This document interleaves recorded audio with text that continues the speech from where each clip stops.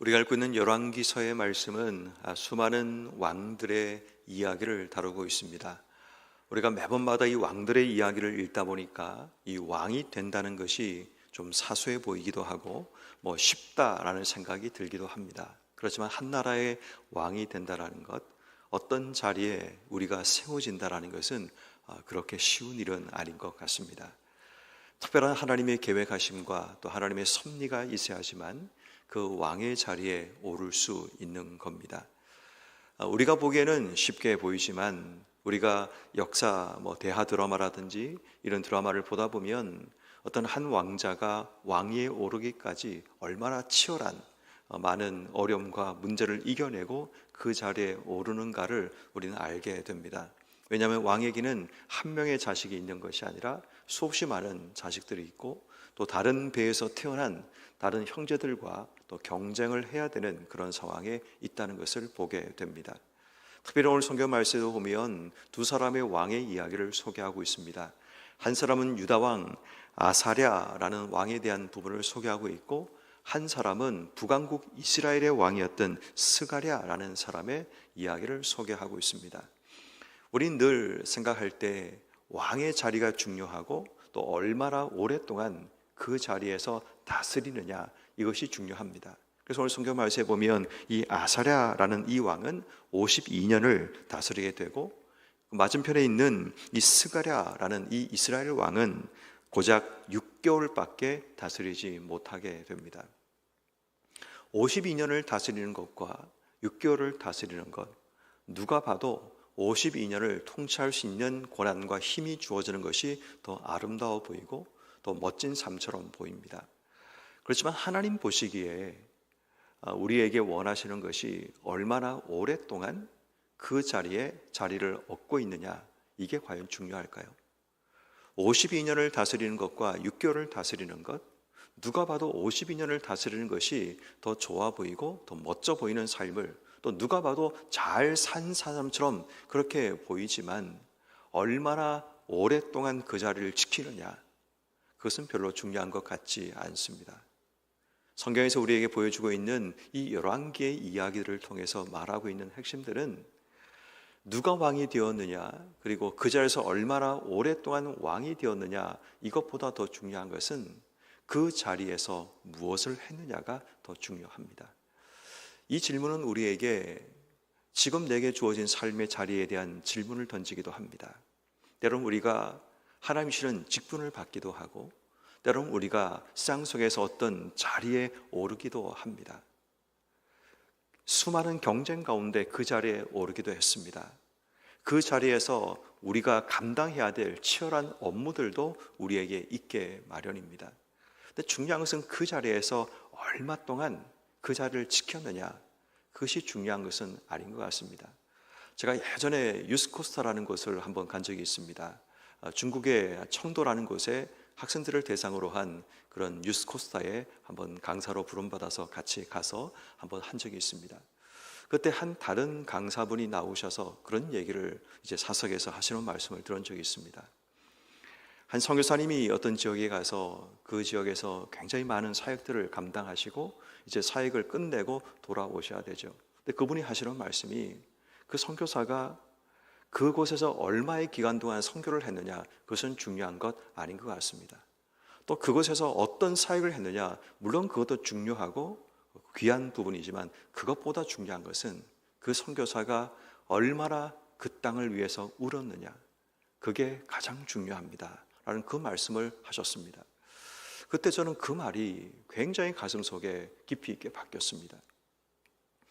얼마나 오랫동안 뭔가를 하는 것도 중요하고 어떤 자리에 오르는가도 중요하지만 우리가 그곳에서 나를 보내신 하나님 목적대로 그 사람들을 위해서 울 수 있는 마음이 얼마나 있느냐라는 겁니다. 단지 자리만 지키다가 그 자리가 끝나서 내려오는 것이 아니라 정말 하나님 마음으로 주어진 그 자리에서 내게 맡기신 그 역할을 얼마나 울면서 그 일을 감당하고 있느냐가 참 저의 마음속에 굉장히 깊이 있게 바뀌어서 그때부터 제 마음속에 그런 소원함이 생기게 되었습니다. 하나님, 어떤 교회를 사역하든 간에 내가 그곳에서 얼마나 사역하느냐가 중요한 것이 아니라 어쨌든 나는 주어진 기간 동안 하나님이 역할을 감당할 텐데 내가 얼마나 그 사람들을 사랑할 수 있는지, 또 그분들을 위해서 얼마나 울 수 있는지 그런 마음을 주시기를 기도하고 있습니다. 물론 여전히 부족하고 여전히 또 많이 어려운 부분도 있기는 하지만 늘 그때 들었던 그 말, 어떤 자리보다 무엇을 했느냐보다 내가 얼마나 사람들을 사랑하며 울 수 있느냐가 더 중요하다는 그 말씀이 지금도 제 가슴 속에 박혀 있는 것 같습니다. 우리도 하나님이 주신 자리 속에 서 있습니다. 회사에서 어떤 자리가 주어지기도 하고 또 세상에서 남들이 부러워하는 어떤 명성과 어떤 자리에 서기도 합니다. 때로는 하나님께서 우리에게 영광스러운 교회 안에 직분을 맡겨주시기도 합니다. 근데 중요한 것은 내가 그 자리에서 얼마나 하나님 마음으로 울고 있는지, 얼마나 하나님 마음으로 누군가를 사랑하고 있는지, 그것이 하나님께서 우리에게 원하시는 부분이라면 52년을 통치했고 6개월을 통치했고 그것은 별로 중요하지 않다라는 겁니다. 그렇다면 우리가 주목해 봐야 되는 것은 과연 그 사람이 그 자리에서 무엇을 하고 있느냐라는 겁니다. 오늘 성경 말씀에 보면 3절 말씀에 보면 이 아사랴는 그의 아버지 아마샤의 모든 행위대로라고 기록합니다. 자, 그런데 9절 말씀에 보면 이 스가랴는 그의 조상들의 행위대로라고 기록하고 있습니다. 두 사람 모두에게 기준이 있습니다.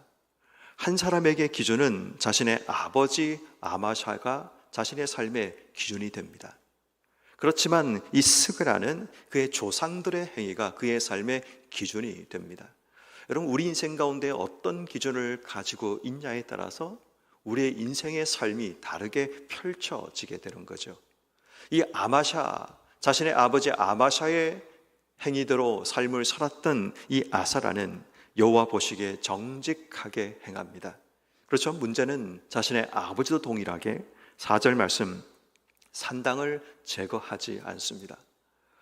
분명히 기준이 괜찮은 기준이기는 합니다. 아버지 이 아마샤의 기준을 따라 정직하게 행하는 기준을 가졌지만 그의 아버지도 산당을 제거하지 않았기 때문에 그의 아들이었던 이 아사랴도 동일하게 산당을 제거하지 않습니다.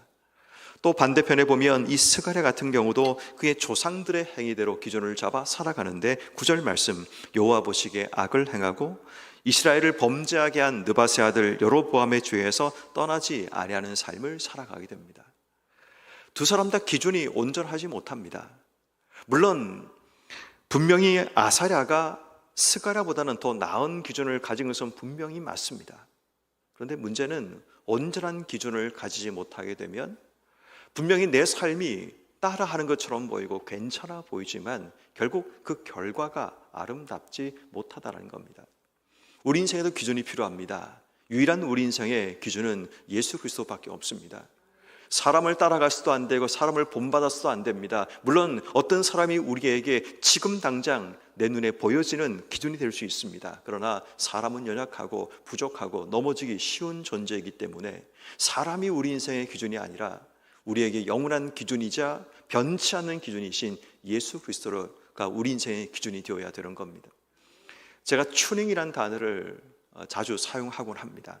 기타줄을 튜닝할 때 그 기타줄을 그냥 다른 기타들과 맞추어서 튜닝을 한다거나 아니면 다른 악기들에 맞추어서 튜닝을 하면 그 당시는 문제가 없지만 절대 변하지 않는 그 음에 튜닝하지 않으면 결국 그 악기는 다른 소리를 내고 마는 겁니다.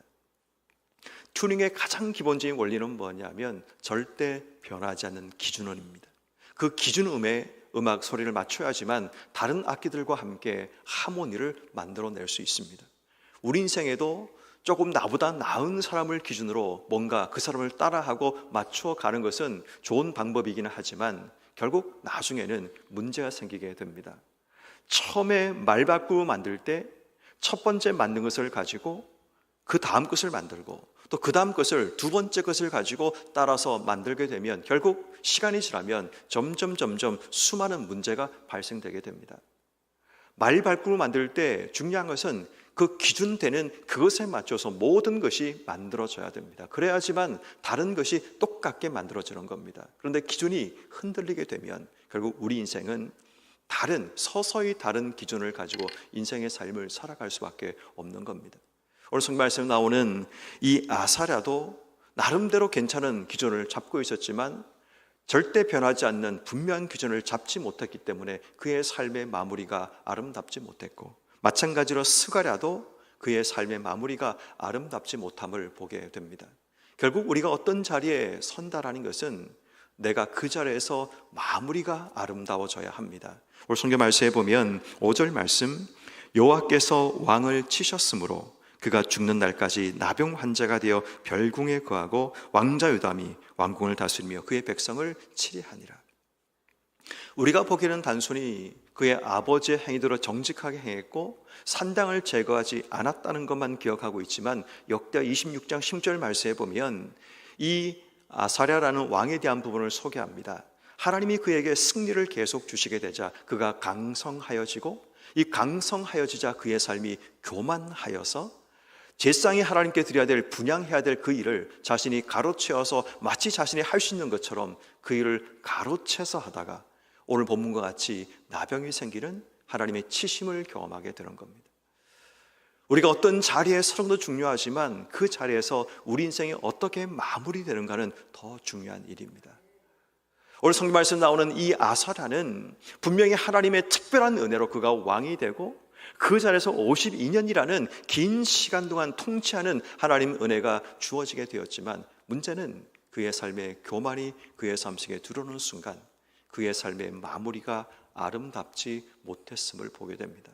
반대로 아사랴는 6개월밖에 통치하지 않았지만 그는 여호와 보시기에 악을 행하고 그 악 속에 숨어있는 그 교만들이 결국 그의 삶을 망가뜨리게 되었고, 반란이 일어나 결국 그의 가문이 이제 문을 닫게 되는 그런 일들이 일어나게 됩니다. 사랑하는 성도 여러분, 하나님이 어떤 자리에 우리를 세우시는 것도 정말 중요합니다. 그런데 그 자리에서 우리가 어떤 기준을 사느냐는 더 중요합니다.